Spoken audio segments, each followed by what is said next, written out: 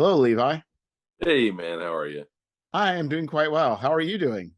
I'm great. You Happy are to be doing happy great. to be back on the show. Yes, well, it's great to have you. We spent a little time in Gamehole Con. Yes, sir. It was quite an event. It was my favorite con that I've been to yet. Last year was pretty steep, and those North Texas cons are fantastic. But I think this tops them all. Had a really good con. Yeah, it was you didn't get together for the RPG zine hangout that we did, the mixer. I was in a what was it, a seminar, so Yeah. I didn't get out in time. Yeah, that was good. But I will say, and that the game that I was in that you ran, which was my number one pick, is when you Yes. go to this convention, you want to pick a game. Your first choice is probably the only thing you're going to get, because once noon hits, the servers take a big hit as 5,000 people converge at the same time, and likely the games you're wanting are also the games other people are wanting. But yours was top of my list. I was able to secure a ticket, and Nice.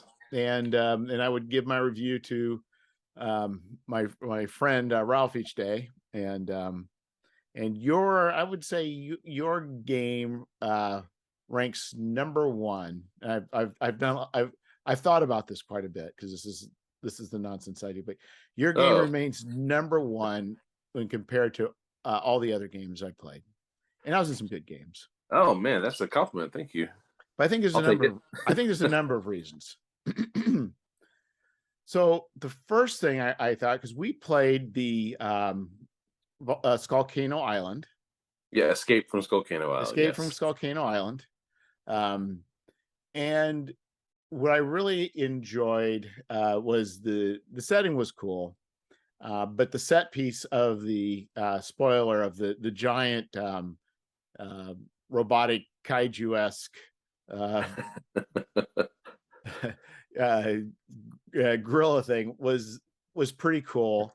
The room in which we were able to operate the head of this creature was pretty cool. And I think what I liked about it, and also listening to your talk and other things, is you made it seems like you made the location very memorable in a lot of different ways. Well, hey, that's good to hear. I will take those compliments and any more you want to throw my way. Yeah, there's Um, still there's more coming, Levi. So no, no. So that scenario. So essentially, you're investigating the interior of Mecha King Kong. So in the old Toho, the old Japanese Toho kaiju films like Godzilla, Rodan, Gamera.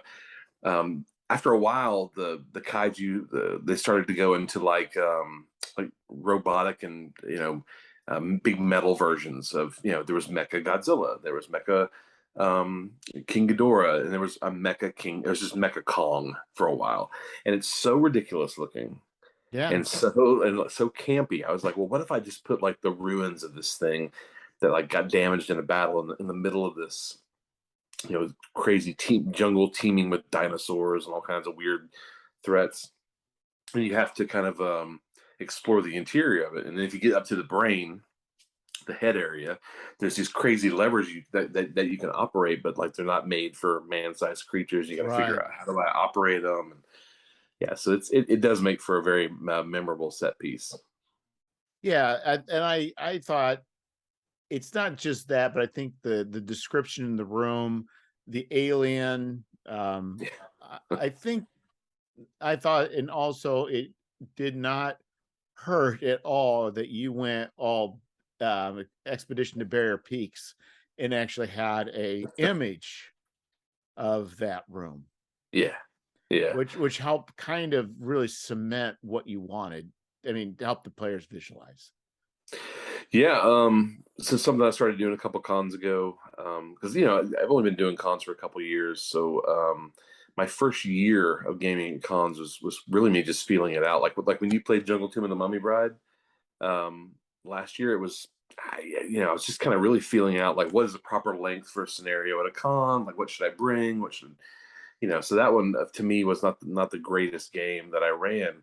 But now I kind of have it dialed in. Like, it needs to be 3 to 4 hours. It needs to be at a really cool location. It needs to be lots of potential for like player agency, and I need to have those handouts. So I just ended up making a bunch of handouts for the games. Well, I think what also helped, which strangely enough, it was the same group that we had, at least the father-daughter team. Yeah, yeah, And, and it's like, they're great.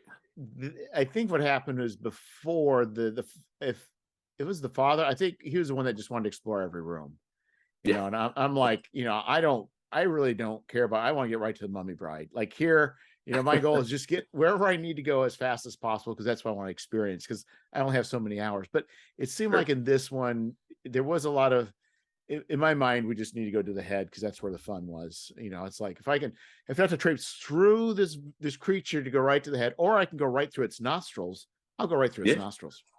yeah. And It was very. You guys were very close on that. so, but I think as a group, we were aligned much better as far as going Than the forward. previous year. Yeah, Yeah, if we all wanted to explore rooms and spend all our time, check every nook and cranny, that's fine. There's nothing wrong with that. But when you have different people having different, what's fun. But I think we were well aligned. The other thing is, and I haven't quite fully thought this through. This is going to seem like I'm going to take what's going to seem like a curve. I'm going to turn it around. Okay, it's a right. curveball. Okay, it's like a curveball where instead of throwing at you and it curves, I turn away from you and I throw it like a boomerang, and it kind of comes around. So this year, my daughter says to my wife, my oldest daughter says to my wife, she says, I get my looks from you, but I get my ADD from my dad. All And right. I told my wife, I don't have ADD. And so she says, well, Abby says X, Y, and Z. So I diagnosed myself by going on the internet, because that's the right way to do things.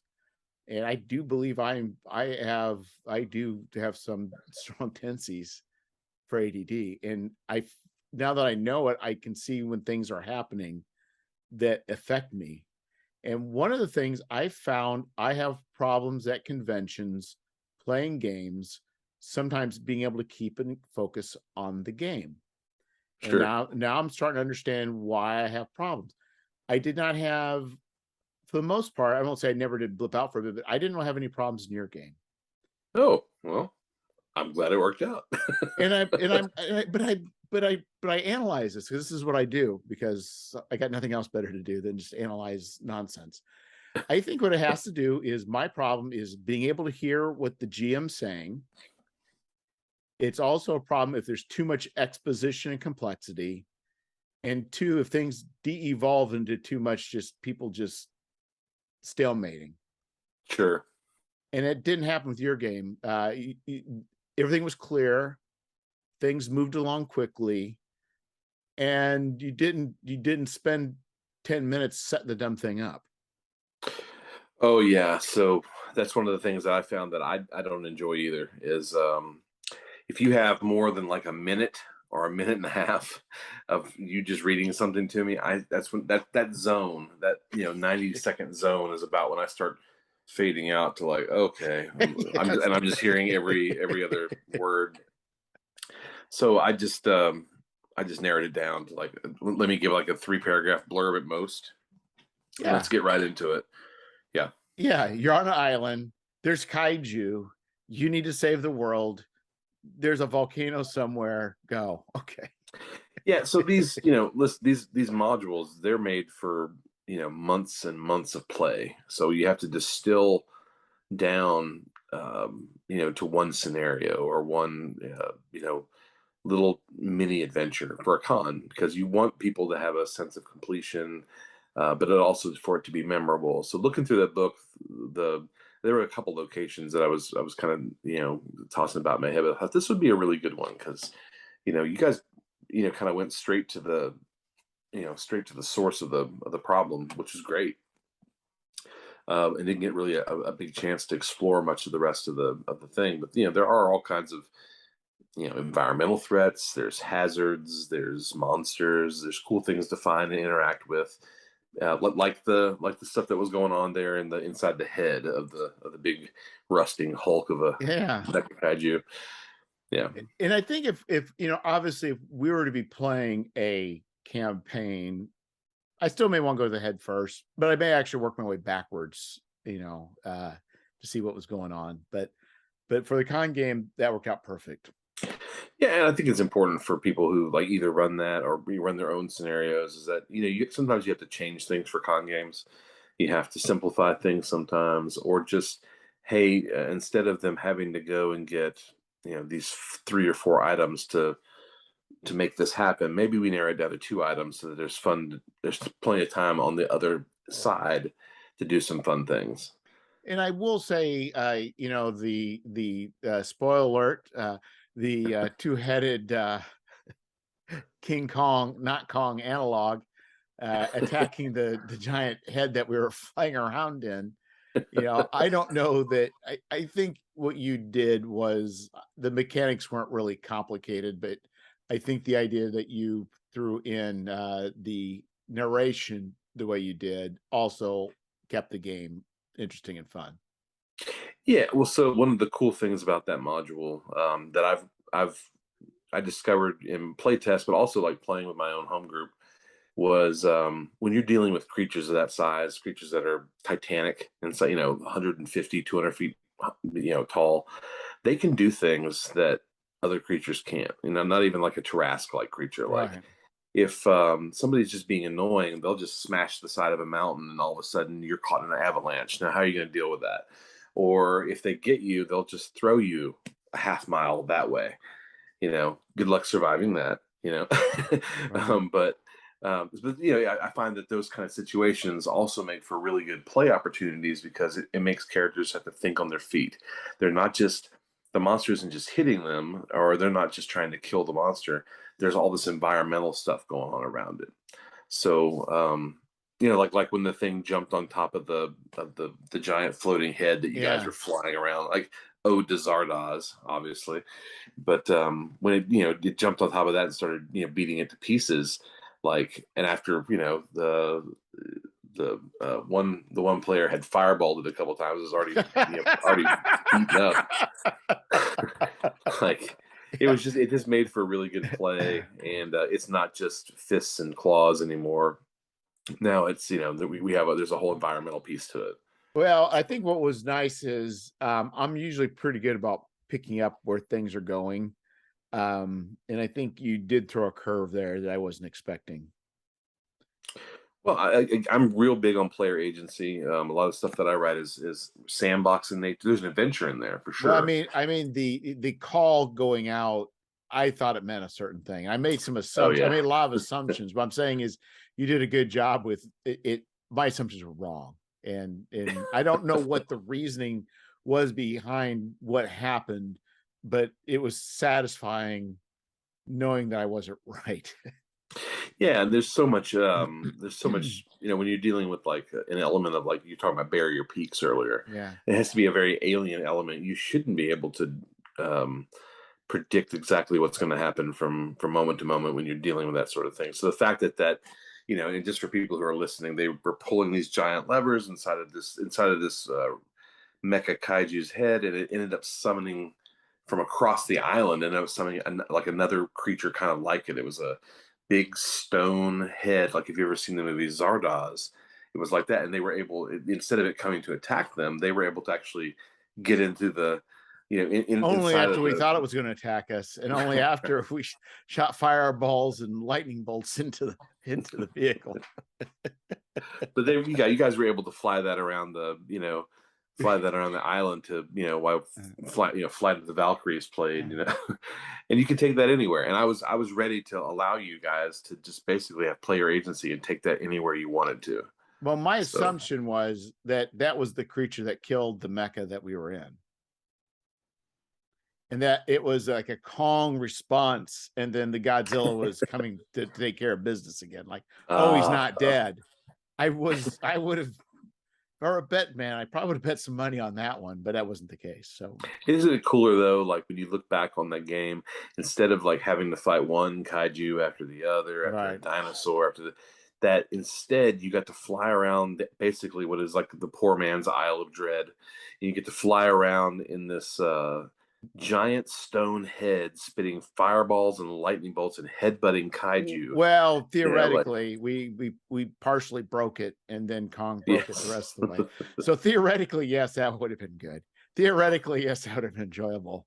But we wouldn't know that. You know, one of the great playtests I had with that module, Ben Grimes is a great player that I see at a lot of the Northeast conventions. Gary Kahn, he so there's a potion of like Titanic growth. It's like a potion that makes you like 50, 60 feet tall. And he's there. The party is riding around this Zardoz head, and they see this kaiju, and he jumps out of the thing's mouth. And as he's going down, he's drinking this potion. And in midair, he turns into this like 50, 60, 70-foot creature and does like a Macho Man elbow smash on the side of this kaiju's head and rolls a 20. I mean, like, that is some memorable role play. Like, when do you ever get a chance to do things like that? You really don't. So when you do at a con, like, it helps to make for a memorable game. One thing I did realize is you chose to run this in first edition D&D. Yes. And it's been 40 years since I played first edition D&D. And so I mistakenly picked a fighter. And I really just forgot, like, compared to a magic user, like how little they can do compared to a magic user. Oh, see, I disagree. I think that one of the strongest characters in first edition D&D is the high level fighter, because they're so durable, they can deal out so much damage, and things don't have the hit points that they do in later editions. Well, the I did make a complete error in judgment, because I assumed a number of things wrong. I assumed that the kaiju were not going to be playing into the D&D normal AD&D rules, and I forgot everything is hit points. So I'm not saying you're wrong, but if I had done this, and this is the problem, because I was thinking like I would think it really doesn't matter how many pluses your magic sword has. You're going to do nothing to this guy. Like, you're going to have to grow big and do it. That's the only. So the terrible assumption I made was that I couldn't damage it, and that was a bad assumption on my part, because actually sure you did that. Sure, you can damage it. If you can damage it, I mean, they have regeneration, and they can do all kinds of cool things. No, but the thing is, what you did there that's the way AD&D was and is. Yeah. But in my mind, I haven't played for so long. I was, I'm thinking, surely I can't kill a god. And you're like, well, it's got 200 hit points. You can try. but that's AD&D, and I made the mistake of, like, thinking I couldn't, where I could do. I actually was doing pretty good damage, but I'm still say it's like the mage. It goes to show that, to me, even at low level mages, I can never say it, prestidigitation, whatever that word is. Right. Prestidigitation. If I have a magic user with nearly unlimited whatever that word is, I'd be happy. In fact, I played in a Castles and Crusades game where I played a cleric of death, but I was just a magic user doing that prestidigitation. So I could fake everything out. I could pull souls out of people's bodies. I could turn my eyes into skeleton to skulls and crossbones. I mean, I could do it all. I mean, you can have so much fun with that stupid little spell, and it's like, so. Anyhow, that was good, and that was kind of my takeaway. It was a great game, and it was a fun adventure. Oh, I had a really good time running it, actually. That's one of my more favorite ones to run at cons this year. I got to change my games up every year for cons, but I tend to run the same like schedule and the same editions. So, like, next year, I'm running all second edition. So this year was all first edition. So, like, when you see me at Gary Con, I'll be running all second edition. And I've never played second edition ever. Oh, ever. that's great. Ever. Not that far off from first edition. No, well, I'll have to wait till next year. So, and no, that was good. And you also just came off your Kickstarter, the 3 Curses for Sister Saren. Yeah, 3 Curses for Sister Saren. It's a 5e adventure, and it's low level. It's meant for first to third level characters, just depending on how many people you have in the group. There's a real heavy element of investigation and role play, but then there's lots of opportunities for like stealthing things instead of fighting them, or figuring your way around certain obstacles rather than just trying to beat them down with a hammer. If a group comes into the game and they are into this module thinking they can solve everything with a sword, it's probably not going to go over well. However, if they like literally everybody who's play tested it so far has been great at figuring things out and putting 2 and 2 together. I've only had one group who who zigged when they should have zagged, and ended up the whole party ended up toast. But otherwise, the other 3 playtest groups have been fabulous. Mistakes really will be made. Mistakes will be Yeah, made. sometimes it happens like that. But it has it owes a lot to like early D&D modules. But there's a subgenre of exploitation and grindhouse films called nunsploitation, and it's all about basically like nuns or priests getting possessed. Now later on with those films, especially in Italy, especially in Italy, especially in Italy, like the possession angle became secondary or even non-existent to them just being like softcore porn. But this is not that. This is the possession angle of nunsploitation. So what you're saying is you have this, maybe we just call it Catholic exploitation, and it forks off to priestploitation, nunploitation, and they're just religious films. There was always, like, especially after The Exorcist, there was a whole subgenre of horror sprung up in cinema around after The Exorcist was this landmark perfect film that comes out and blows everyone away, huge word of mouth. So then you get about 6 to 8 years of just possession film after possession film after possession film, and still to this day we still get them, even though that was pretty thoroughly explored in The Exorcist. We're still getting possession films, which is I like fine. it when you say, you who likes these kinds of things, you're saying, okay, I think we've reached the point of maximum saturation. We're now reaching a super saturated solution. Oh yeah. And now crystalline structures are going to form on my walls because of this. No, it always comes back around. Like, there's a great I say great, it's not great, but there's a very interesting clip on YouTube of Turkish Exorcist, which is basically just Turkish filmmakers ripping off The Exorcist wholesale, lines, the whole storyline, everything, and just making their own version. They did with Turkish Star Wars, there's Turkish Spider-Man, there's all kinds of Turkish films that do this. But the Turkish Exorcist, if you're listening to this, go on to YouTube, type in Turkish Exorcist, and watch like the best clips, because they're hysterical. Like they're so ridiculous and so over the top that they go into it become very entertaining. So definitely worth watching. But none of that actually had to do anything with Sister Saren. Well, what I heard, that if you had reached $10,000 of funding, that it would have actually kicked a new tier, and you would have done the 4 Curses of Sister Saren. Is that the case? And at 15,000, it would have been the 5 curses of Yeah, no. Okay. No, obviously the name 3 Curses of Sister Saren, 3 Curses for Sister Saren is a take off the John Wayne movie 3 Mules for Sister Sarah. Oh, I've not my it was lost on me because my John Wayne cred is pretty poor.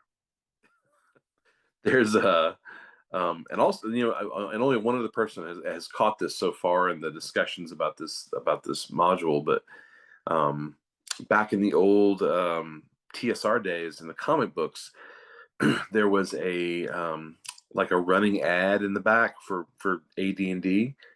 Do you remember those? Like they were like a full page comic, and I think it was done by Bill Willingham. He did Well, those. it wasn't for ADD, was it? It was for, I Oh, thought it maybe was, for just maybe just for BX. yeah. But do you remember you remember the Oh advertisement? yes, yeah. So in one of those advertisements, one of the characters that's getting saved from the green slime or the, I don't know, the zombies or whatever, is this character Saren. They just say, "Oh, we must get Saren to the cleric," or whatever. Just they're just trying to Oh, throw whatever out. And that name Saren always stuck with me. I was from being a teenager.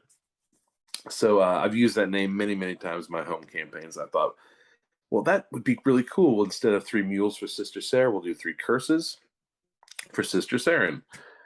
And it just turned out that way, that it worked out. So you think, how astounding is it if you think about it?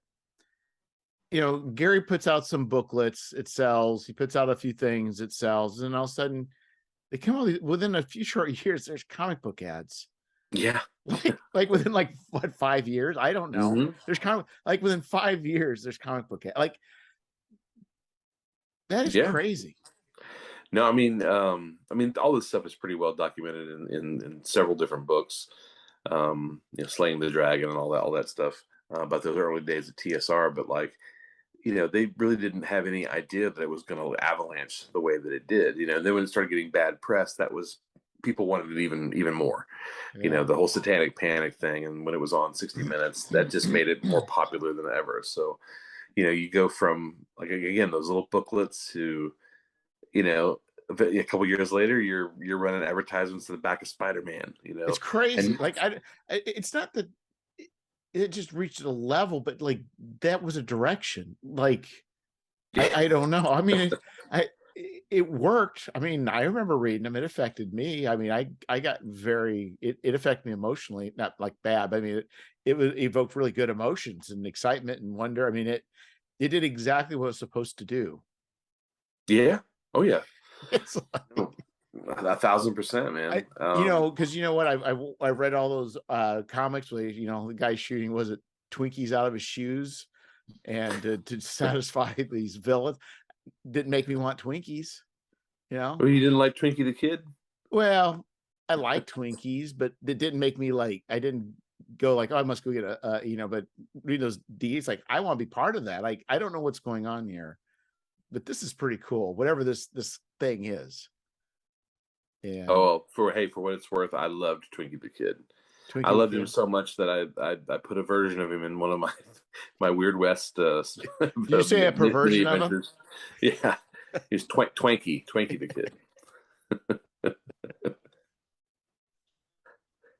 I mean, come on. I mean, what's cooler than having to have a shootout in the middle of town at high noon with a cream-filled sponge cake of evil, Yeah, exactly. I don't know about you. That's the kind of that's the way that I like to roll. Well, you're almost dealing with this Stay Puft Marshmallow Man at that point, I think, level of no, very much focus. so. Yeah, that was pretty cool. So yeah, so that Kickstarter, man, I'm hitting the last bits of fame. I just realized, at least especially with this one, like how terrible I am at marketing. No, Fame of the Fly God is a great name. It has a great visual to it. And having read a little bit of it, I can tell you, like, I'm very much looking forward to it. And I'm not just saying that as a fellow publisher or friend, Yeah. like, but as a fan, like somebody who wants to see this stuff out in the world. Yeah, I did the 30 days. It worked pretty well. It was doing pretty well, but now I'm seeing some sad days on this path. Like, crap. I call those the doldrums. I think there needs to be like a computer analog that can, like, like kill it, like throw the switch early if it sees it going bad. Like maybe it's like you go up a roller coaster and all of a sudden it starts to go down. Like, kill the switch before it goes too far, but it'll be fine. It just, but Never I know, did. man. We could always do 3-day Kickstarters. Just just run them for 3 days or 5 days. Doesn't Philip Yeah, Reed? Doesn't he run them sometimes for really really small windows? yeah. I'm planning on. So um, what I'm planning on doing is so the cipher system. So the cipher system did and went OGL. Right. I wrote I wrote a thing for it. So have you ever played in the cipher system stuff? No. No. So the premise is you pick an archetype, and then it's like, I can't remember. It's like adjective, noun, verb. I am a such and such that does such and such that whatever. And then Right. but each Like a one of Mad those Lib. but one of those words is a list of things you can do. Oh, very cool. Yeah, so it's really neat. But the problem is you say, okay, go make a fighter, go make a scientist. Wow. When you have a 400-page book full of like all these options, it's like, it's overwhelming. So what I did is I created an archetype. So like, I can't remember, like say 7 archetypes, 6 archetypes. And then I narrowed the things that they could choose down to the things that would fit within that archetype. The Right. idea is you could just hand somebody, say, okay, a scientist, 10 minutes later, got a character, not Right. hand him a 400-page book. Put that on drive-through, and it sold okay. And then, because I went through the community program, but then I got a takedown. I took down. They What? swept the leg, Johnny. They swept the leg. I didn't see it coming. And so apparently my cook won't take you down. They'll tell one bookshelf to take you down. So they took me down while I was laying in the dirt. They said, well, my cook, people my cook actually thought your idea was good. But the problem was they wanted to be part of this program. You're supposed to have 50% original content. Okay. And so I also have a post-apocalyptic and a sci-fi thing I was working on. Similar thing where using these archetypes. But I just thought it's just not worth it this time for me to. I just other things have come up. Sure. Other things are going okay. And now all of a sudden that booklet that I made for the community program, I can put it on Kickstarter. Hey. What's stopping you? So the plan is I am planning on doing, I probably won't do a 3-day or 1 week, but I am going to go back to just a normal. For that one, just do a 1 week. And if that works, then I'll explore other things with that. Because for instance, I'm creating material for Journey to the Madlands. I can convert that to cipher system. Not a big deal. I'm working on a science fiction setting. I can convert that, but I'm not going to put that time and energy if cipher system. So talking to Zach, his feeling is, there's not a lot of excitement around it anymore. So we'll see. No, but at the same time, not everything has to be because it's going to sell or because there's just like, if you really like Cypher System, you can always put it out. I do, but I'm not good. But the problem is I've got limited time, limited sources, and I want to be I'd like to do this more full time. Sure, I get it. No, I 100% get it. But like, look at Philip Reed, like we were talking about a minute ago. Like that dude is on his 12th Kickstarter this year. 12th. Yeah, I because mean, what an amazing accomplishment that he's undertook and complete. And he's getting like, oh, here's 1,200 backers on this one. Here's 1,500 backers on this one. Here's 1,100 backers on this one, and that's just all all people who are fans of his stuff because he puts out such a good product. He puts them out fast. They know that it's going to come, and they know that it'll be there soon. They don't get disappointed. I mean, I got turned on to his stuff through was it Delayed Blast Fireball, Delayed Blast Zine, Delayed Blast something. It was one of the very first Kickstarters I ever backed, and they came so quickly, and they were really high quality. And the content is, very dialed into like one thing. Like he has that one that just came out, that was like oozes and slimes. Yeah. So it's a great book if you want something all about oozes and slimes. So really, he's kind of paving the way for zines at the moment when it comes to like um, delivery and metrics and getting everything super dialed in.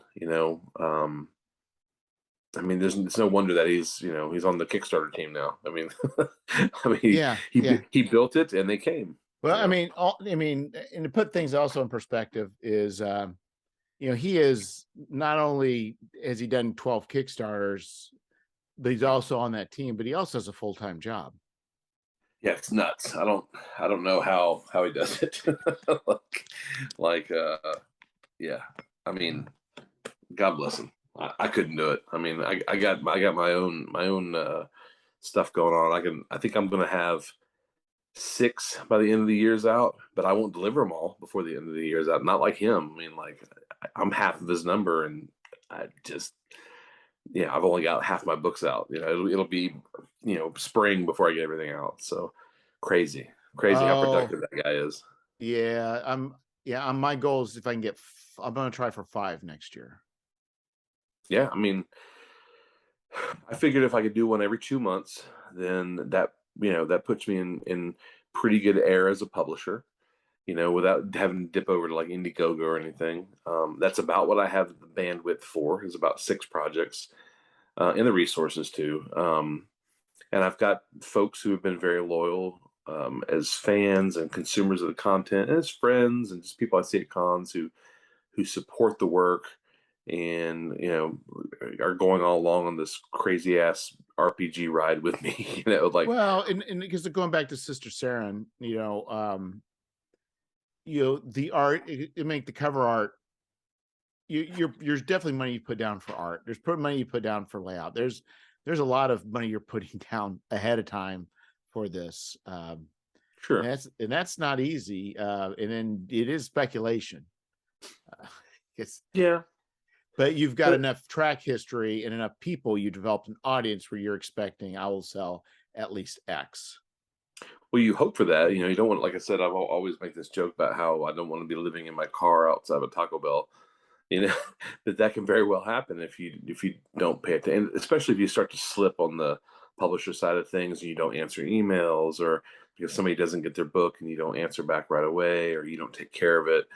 When somebody tells me that they didn't get the book, like I take it personally. I say, well, all right, well, we're going to do ABC. A lot of times I give free content, just to make up for the inconvenience. Like, um, I want to make sure that you get what you pay for, and a lot of times that you're getting more than you bargained for. That's why there's never like any blank space in my books. So there's never going to be like an empty white page. There's something I can put on there to make that, to make it that much better. Yeah. No, but anyway, right. So getting a lot of Kickstarters. And just my point is the more Kickstarters that you're going, especially if you're trying to fulfill sooner, is a whole lot more outlay of cash. It Yeah. definitely it's like Yeah, but here's the thing though, man. You can make relationships with people. Like a lot of the people that are doing books now were doing books with me at the beginning. Adrian Landeros is an artist that I've worked with and collaborated with since my very first module, and I just hired him for 2 other projects today. 2 covers and like anywhere from 4 to 6 pieces of art a piece on those. So I will work with him for as long as I can, as long as I can afford him. I suspect that one day I'll lose him to video game companies or something, and right. God bless him when I do, because man, he has earned it. But as long as I can work with that guy, I will. Tracy Steele, she's been my graphic designer since the very second project. So we've done 14 projects at this point together. And tons of little side things that half the people don't ever see. Like pamphlet modules and booth setup and design. Like she heads up all that stuff. Ed Bickford and Jay Shields, and these are people that I've developed relationships with, that they know that I'm going to pay them. They know that the material isn't going to be crappy, Right. or at least it might be crappy, but it won't be second rate. It's not going to come out on newspaper or something. So when you develop these relationships with people, then they learn to trust you. You trust them, and they know that they know they're gonna get paid. So you Okay. can sometimes front things. You can say, "Hey, listen, I don't Right. have the money to pay you this $900 now, but after the project ends, as soon as I get the money, you'll be the first person that gets paid." Some folks are down with that, some aren't. So it can work out. Yeah, and I think I'm pretty fortunate in my circumstances with the frequency and what I'm dealing with. I am able to pay for up front, but but I'm sure there's gonna be times where if things start rocking and rolling, it could be a different story. Yeah, I've had to hire other writers before, um, for bonus material. So like when I did DCC Jungle Tomb of the Mummy Bride, that was a big 148 page book. That was the original was 64 pages. This was 148, so lots of bonus material. Um, but I hired people that I liked, people who I admired, and many of them were willing to wait until the project got funded. Um, and it was the same with a lot of the artists. So again, you develop relationships with people, and as long as you're good to them and you pay them, and if you can at Christmas, shoot them 50 extra bucks for a bonus if you can, if you Right. have that. A lot of times you can't, but sometimes you can, or maybe um, you use somebody for 20 pieces of art this year. Well, then maybe give them 300 bucks. Like if you can, like it doesn't mean that you're throwing that money away. You can still write it off on taxes, but I guarantee you that the people who collaborate with you and work with you will appreciate, even if it's 50 bucks out of nowhere. Boom. Right. Who does that? So just take care of your people, and you know give them credit where credit's due, and be firm and fair. I think that all that goes a really long way. Oh yeah, it definitely does. And especially as you start, with me, it's definitely now starting to grow to a little bit larger stable of people. So it's turning into a different thing at this moment. Yeah, I For good really or for liked ill. some of the art that you had for Gary's appendix. I was reading that in the airport on the way home, and I don't know why it caught my eye, but that the art for the acolyte really caught my eye. I really thought that was a really good piece of art, because you're taking a monster or an encounter, a creature of sorts, and you kind of have a preconceived notion of it, and that's not something that is getting used a lot. But then you threw that really awesome piece of art in there, and it makes me want to use the acolyte now. So it was just a Yeah, good piece. Dean Spencer is absolutely phenomenal. I mean, I so agree. I between him and Perplexing Ruins, Hmm. I was and there's another person I just I forget her name, but I just also just subscribed to it's like Patreon, but it's a different one. So I'm feeling pretty comfortable as far as being able to meet the art requirements for future issues of Gary's appendix. Yeah, and you want to have a look to your books that is fluid, more or less, um, from each book to each book. So you can have some stuff that's radically different, or hey, I'm going to put out the zine. I don't want it to look like any other zine I've ever done. I want all these to look different. But as far as like your modules and books and source books and stuff go, like I feel this is just my feeling, is that it's beneficial to have a consistency of art, which again benefits me because I use a lot of the same artists that I started with.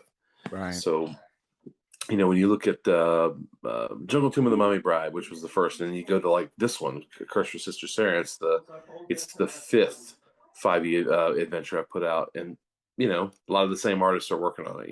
A lot of this, and the Yeah. styles mesh well together. Yeah, So these probably are a little bit different between the bestiary and the rest. Um, but that's why I'm going to keep it consistent that way. And the other thing what will eventually happen is the bestiary will get pulled out and it will be its own thing.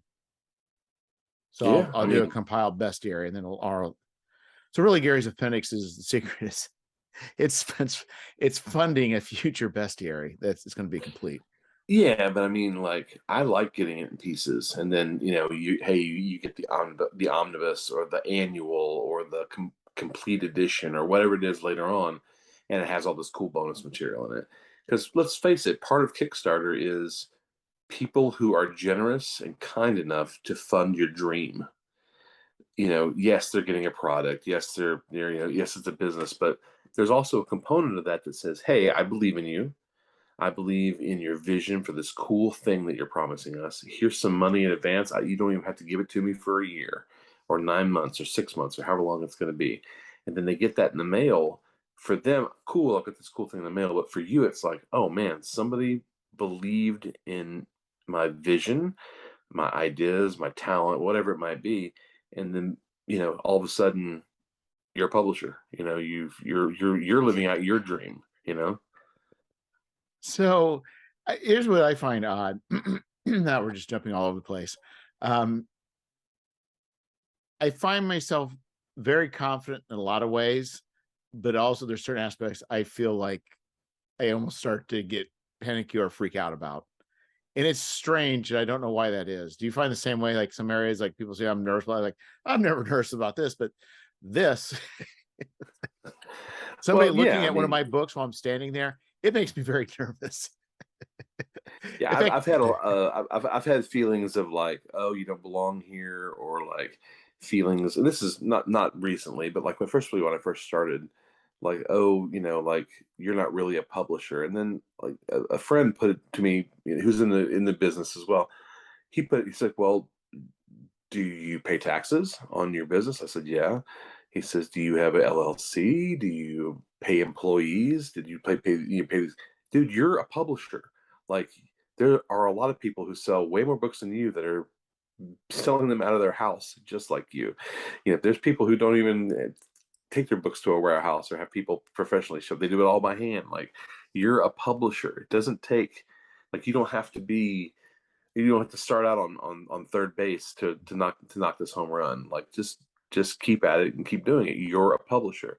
So right. any of those feelings of inadequacy that I might have had early on, they're long gone now. Like, I fought for my place at the table, and here I am. And I But would are say the there same to ever you. any points, not just about inadequacy, but just weird points where you feel like just odd or you feel out of sorts or you feel anxiety, or is it pretty much all just long gone?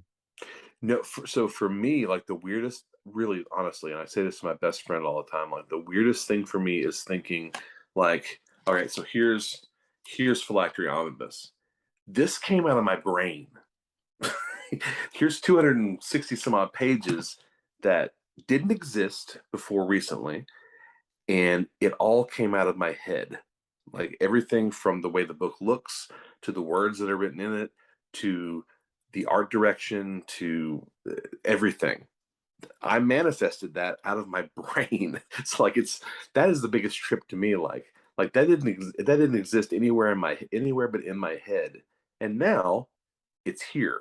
Like I manifested that out of my brain. It's What I so find weird bizarre. is not just that, but the idea that then somebody buys it. Yes, absolutely. Like, I remember telling my mentor Casey early on. I said, I want to go into this thinking I'm going to put this stuff out in the world, and it's only a bonus if someone buys it. If someone buys it, that's great. That's a bonus. But I really need to put this out for it to be genuine and for it to be what I want it to be. Um, Even if somebody doesn't buy it, I have to be happy with it. Like it has to be something that I would want to play. And I think I've mostly retained that from my first project. And now, of course, I have the same sort of like concerns about, oh, do I need to buy Kickstarter ads or do I need to use BackerKit or, all that stuff because you just want things to be You successful. did do Facebook ads this time, didn't you? Yeah, my first time doing Facebook ads. And how did it go for you? Um, Pretty good. It picked up, like, remember we were talking about the doldrums earlier? Yeah. It picked up during the middle. And by picked up, I mean like instead of having no sales for like a week, where it would go by, they'd be like, "Oh, there's two extra backers." And I you would see get a cut. somebody drops and you want to email and say, what can I do to change Yeah. your mind? What did I do? What did I do? Instead, it was like more of a kind of a steady trickle because of that. I already think that I bother people too much, with the emails and the Facebook stuff and the Instagram and the Twitter and all the social media stuff. So buying the Facebook ads, for me, I was really on the fence about it. But I talked to Eric Bloat of Bloat Oh yeah, Games. yeah, Super, super. You've had him on your show. yeah, yeah. Um, he's just the nicest guy, and he says, "Well, you can do it in a way that it's not aggravating." So I followed his advice to a T, and I'm hoping that it wasn't super annoying to I, folks. I thought about it for Fane. I just didn't think it was a fit. I don't know, and it's maybe my own misjudgment, but I just thought I don't know that's going to get me that much more. So let me just say something really quick about your project. So right off the bat, when I read something that says "Fane of the Fly God," so there's a certain kind of gamer like myself who's a little bit grognard, a little bit Yeah, newer gamer, a little bit kind of a mixture. I see a title like that, and if I'm not already pushing the buy button, I'm reading a little bit into it. Um, but you almost have me at the title, and then you have really good art for the cover. I'm looking at that. I'm thinking, okay, that's two right. strikes before the home run. That's good. And then when I start reading, like, oh, you get all this extra stuff with it, and it details this. Boom, I'm already in. So, you had me right off the bat. Well, With, but I with, think that's with it. I think the people who I think that's just it, because you're either in or you're out when you see it. Because I have a friend says, I'm not Ralph from last week. He told me, he goes, I'm not supporting this I'm not buying this Kickstarter. Okay, Ralph. But because we start talking about it's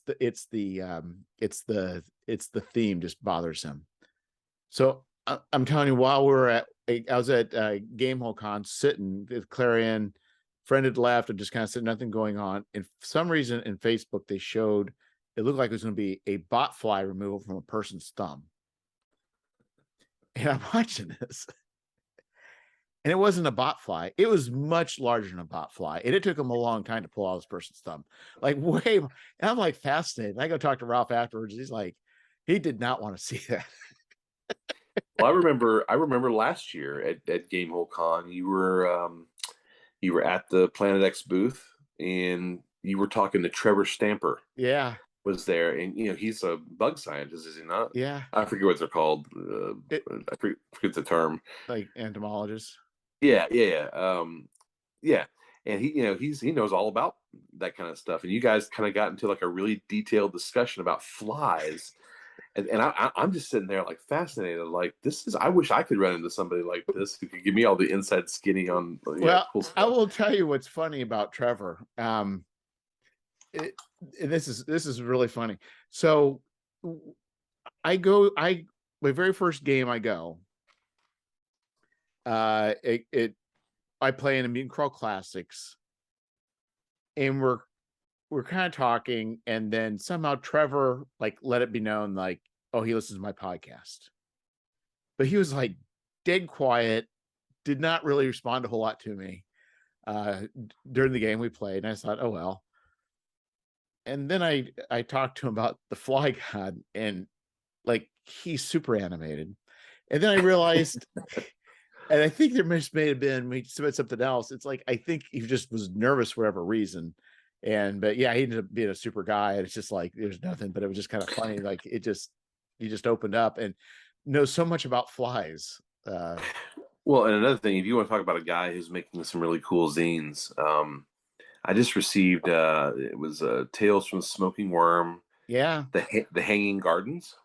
Did you get this one? I don't know. I may or may Oh, not you have it. you would know it if you got it because it's super super cool. Like, it comes with these cards, and it's made of really heavy stock. It's really well put together. There's all these, like, there's a fold in the back cover where you can insert the cards, and it's just really well done, like really really on point. And I got it in the mail, and I was just kind of marveling over it. And I hadn't really spoke to Trevor in I don't know, 4 or 5 months on Facebook, and I just had to just mail him out, or not email him out of the blue and say, man, like this is a really, really nice zine. Like you did outstanding job. Like, so he's killing it, man. Like he's another guy. Like I'm really interested to see what kind of like stuff that he puts out in the future. Because I think he's one of those people that has um, the foresight and the vision to put out some really cool projects. Yeah, I think in some ways he's in some ways a little bit like Phil Reed, except for kind of experimenting in one direction. He's obviously looking at physical ways of doing things in the Yes. physical realm. And so, yes, I agree. He's definitely one of the most clever, smart people that I know, who's able to talk with passion and in very interesting ways about a number of subjects. Yeah, again, I just Yeah. I'm really you know he's as far as like, being a customer, he's got me because I'm really interested to see where those what he does with his future zines. And here's another thing now that I'm thinking about it. Again, I know we're all over the place like we are every time, Yeah. but like when I think about zines, there's a real like push lately for these really high quality, really nice zines with like the risograph, and you have all these the 3D zine, you got Trevor's zine. Some of them have these really great covers made of just interesting stock. I got one the other day from I say the other day, like 9 months ago, from Tony Fazenda of Plus One. He had a beard RPG that he did as a zine, and it came with an actual wooden piece. I thought that was really, really cool. I thought there was a Tony Vicenda lookalike at Game Hall. Like he doesn't dress like Tony's. Like I don't think Tony dresses like that. But boy, my goodness, he could almost be a body double for Tony. That dude But is I don't know if you've ever met him in person, but he is a gem of a human being. I met him last year at PAX, and I hope that he'll be there again this year. And we had lunch and with a couple other folks, and he was just a really interesting person. But you could tell that he really loved games, and that not even so much enjoyed making games himself, but he really enjoyed seeing other people achieve their goals in games. Like he really liked helping them, um, which is great for somebody who has a podcast all about playing games. The other 100 things that he's got his fingers into, and I mean that in the best way. Um, but the hobby needs more people like that who are um, as supportive and just as welcoming as that guy is. oh yeah, I agree. Also, jump back to the risograph. I never really understood the risograph thing until I was at Trevor's his secret hideout. Um, The Fortress of Doom. yeah, I'm going to tell you, his secret hideout. I looked at this, I'm like, wow. I started thinking I could do the his secret own printing hideout thing press, too. right? I got huh? He has his own printing press, right? Well, no, no, he doesn't have a printing press, but he's got a number of other things. What he's wanting to do is not do. Uh, he has he's got like a foil stamper, but he's looking at binding. He's looking at So book cool. binding and rebinding books. That's kind of where he's headed. But he showed me. So he graciously handed me three issues of Smoking Worm, and it's never been an avenue I went because I'm not a DCC guy. I normally don't play fantasy. It's just not, you know.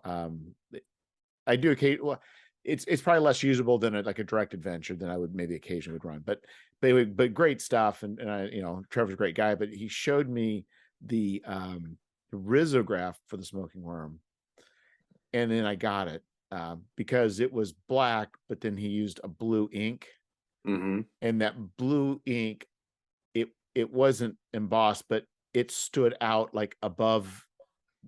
It wasn't above it was not above it, but it really, the color of the blue was not like a blue like you're gonna get from Mixum. It had actually stood out like in a way that was pretty fascinating. So you can use a little bit of that here and there, and I kind of, you can use it if you use it course, I now sound like an expert, but I could see using it sparingly. You could use it for great effect. Mm. Well, like I was saying, man, I'm really interested to see where he goes with the physical quality of zines, because he's doing something different. And and we're in a hobby that you know I wouldn't say flooded, but I'm going to say flooded with folks like us, who are doing independent publishing. There's a lot of independent publishers out there, and he's just doing something a little different. He's found a way to do something that uh, draws attention and makes people interested in what's to come next. But what he's doing, I think, is he's starting to merge two things. So he's starting to merge the old and the new together. I can't wait to see where it goes. He's not doing anything new, but he's doing a lot of things new with zines. Yeah. Oh, yeah. And that's what I mean. And I'm just saying, but that's the thing, is like, we don't think about that, where it's like, there are really great ideas or great things of doing things. It's just like, why can't we just bring this into what it is we're doing? Listen, I've been a fan of zine culture going all the way back to my teenage years. Actually documented my zine DNA in the third issue of the Phylactery. That was the editorial, and it goes all the way back to when I was like 12, 13 years old. And then I thought you were gonna do like a 23andMe kind of thing. No. I'm like 127th zine from Scandinavia. No, but I mean, zines go back a long way, and they've been around for as long as I've been around, and longer. But I've consumed them in all kinds of different forms, from pop culture zines to especially music zines, and then just zines about nothing. Just zines that people were writing in the '90s about literally nothing, like they were the Seinfeld of zines. And then now we have this great revolution in RPG zines, that is just it's like a whole nother boom. I mean, some of the stuff that I'm seeing coming out is like, it's so crazy. Without zine culture and without this big boom in zines, we never would have seen these ideas hit. And no, I know that if it wasn't for zines, I wouldn't be doing what I'm doing. Literally, I would not. That was the spark. That's what set it off for me, was the zines. Like, seeing that, and it just clicked in my head. I was such a knucklehead. Like, I'd never heard anybody say the word zine, even when I was a kid. I'd never heard anybody say the word zine, so I thought it was Zine. So for years I said Zine. I was saying, oh, and I was thinking like fanzine, but it was all this time, it was really fanzine. Not magazine, but fanzine. And that's where zine comes from, is the fanzine. And I thought, oh, all these years I sound like a complete asshole. Well, it's the Paladin thing. It's Paladin or Paladin. It's like, yeah. I've been saying it wrong all these years. And now I don't know which word. Bestiary or bestiary. Oh, no, that's definitely bestiary. There's no A. But yes, exactly. In Dro and Drow, I mean, that's another one. Yeah. Oh yeah. Tomato. Yeah.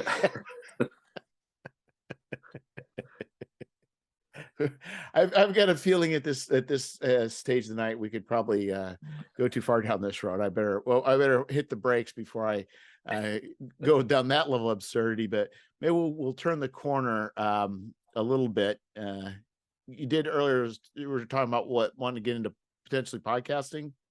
You had some questions. Oh yeah, off air we were talking about it. Yeah, I've been wanting to do this for a long time. But I didn't think I had anything really to add to the discourse of things. You know what I mean? Like, there's nothing new that I could do from week to week that I thought people would be interested in enough to talk about. Because, like, a lot of my favorite shows like already cover the stuff that I find interesting. Like Vintage RPG. They pick up RPG from, it could be new, could be old, could be anything in between, and they go over it in a 15-minute time frame. Boom, you've got like a little capsule snapshot of it. Like Wizards and Wobblies. I love Shane because he's so enthusiastic. Like, that's a guy who loves games. I really enjoy doing his show, and I enjoy listening to it. And again, it's 1,000% because of his enthusiasm, for the whole thing.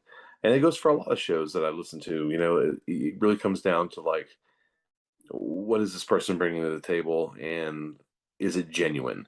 So it took me a long time to kind of figure out what I wanted to do, and like what I wanted, the vibe for it that I wanted to go for, because it couldn't be anything less than genuine. And I think I might take this podcast and I might like loop it into something like Patreon, because I mean I have so much stuff that people have not seen that I could just put on Patreon and not Right. not make a Kickstarter out of it. Small Right. things to weekly features, and I don't know. I'll get there. I will get there eventually. But I want I want a podcast, the podcast, to be a part of that.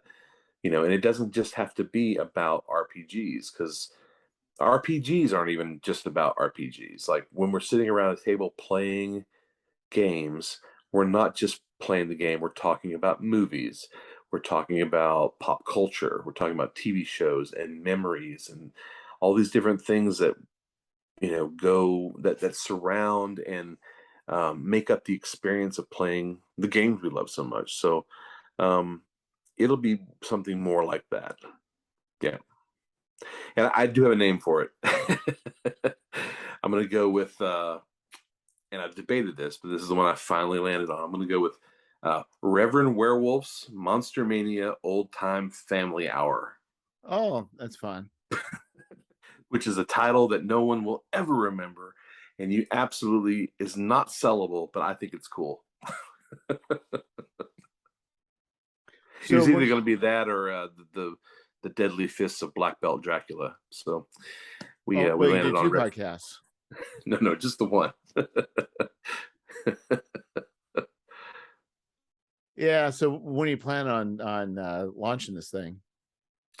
I've got a bunch of stuff planned out already. It's just it's a matter of having the time that I can. So if you do a Patreon, you need to have your ducks in order. You have all your ducks in a row. You need to have your affairs in order and make sure that you can get this content out on time and that it's quality content. So right now I'm just in that stage of building up things like, this is at this tier you'll get this at this, so I've got to have a Right. bunch of stuff already done before I can start even thinking about taking somebody's money, for a Patreon. So you're just thinking about, but you could just do the podcast separate from the Patreon. I could, but that's one of the cool things that I want to use to sweeten the pot for people, because I love podcasts. I consume like 20 of them a week. Like I listen to podcasts all the time. I'm subscribed to so many of them. I'm so behind on a bunch of them, but I think that really sweetens the pot, sweetens the deal, that if you are somebody who follows this, that follows this Patreon or supports this Patreon, you get these episodes a week early, or you get them 5 days early or 3 days early, or whatever, that you're able to access those. And then you get bonus podcasts on top of that. Right. But you can still do the podcast before you do the Patreon. No, I could. Yeah. Yeah, absolutely. But isn't it cooler to get like 7 or 8 of them in the can first, so that I never ever run behind, or at least that I have a huge jump I wouldn't know. first? I wouldn't know. I mean, Wouldn't it it's be obvious cool? I love talking, because Wouldn't it be cool? I think I got like 3 ahead once. No, and there's a ton, there's a ton of people that I've met through doing podcasts that I think would be fantastic guests. So, and you talk about all kinds of crazy stuff, but um, I have a format, I have ideas. I'm not. It won't be something as energetic or as amazing as Joey Rail's Pizza Party, which is the craziest podcast I've ever been on, or like the Epic Levels Mad Dungeon, when they do that. Like those are crazy podcasts. The Old Men Rolling Dice, it's another crazy one where you do some really interesting stuff. I prefer more like this natural conversation between 2 or more people. That's kind of the the thing that I enjoy. I like having a nice back and forth with people, and hearing ideas and just unique perspectives on things that maybe I thought I knew everything about. Yeah. Like Yeah, and definitely, putting him and having a head in the can is there's nothing wrong with that at all. It's probably the wise thing to do, but I've never been known to follow the course of wisdom. Well, again, when you take people's money for something, I just feel like you need to have your ducks in a row. Oh yeah, yeah, That's really what it boils down to. yeah. That makes Otherwise, I sense. could just start tomorrow. Yeah, yeah, yeah. So, well, that's cool. So you got everything all laid out. You've got your program kind of laid out what you want to do. You kind of have a general idea as far as people, and so it sounds like you're pretty well set then. Oh, I have no idea about people, but that'll come. Like there's enough people I can call in a few favors to hold my hand while I walk myself through this thing. Yeah, and I think if I think having the problem I face if you get behind is the it's it's scheduling. It can be because if you like you need something for next week and you contact a person and then you don't hear back from them and then you try and follow up, but then also if you ask another person, then also they both say yes, and it's like trying to figure out if you got limited time during the week, that can get kind of nerve wracking. Like for instance, like you and I could do a swap cast. Where one day we have an interview, but like well, one week it's on yours, another week it's on mine. Or we could split it up to where like half of it's on mine, half of it's on yours. There's all kinds of cool things that you can do with other podcasters. Oh, there is, and there is, and I think also, for me to be doing an hour and a half every week is probably not very smart, but it works. It works out fine, but that's probably not a great model to be following. Not for anybody. uh So not for anybody. no, I mean it's just but we could do like what I'm doing and just say, what, I'm going to get 3 episodes out of this. It's going to be an hour and a half, but we're only do 20-minute episodes, and that'd be a wiser use of time.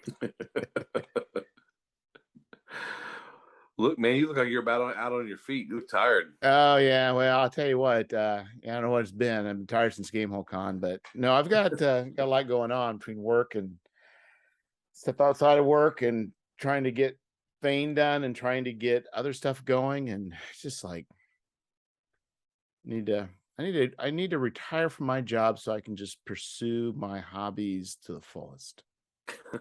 Isn't that the dream? And then the hobbies become jobs.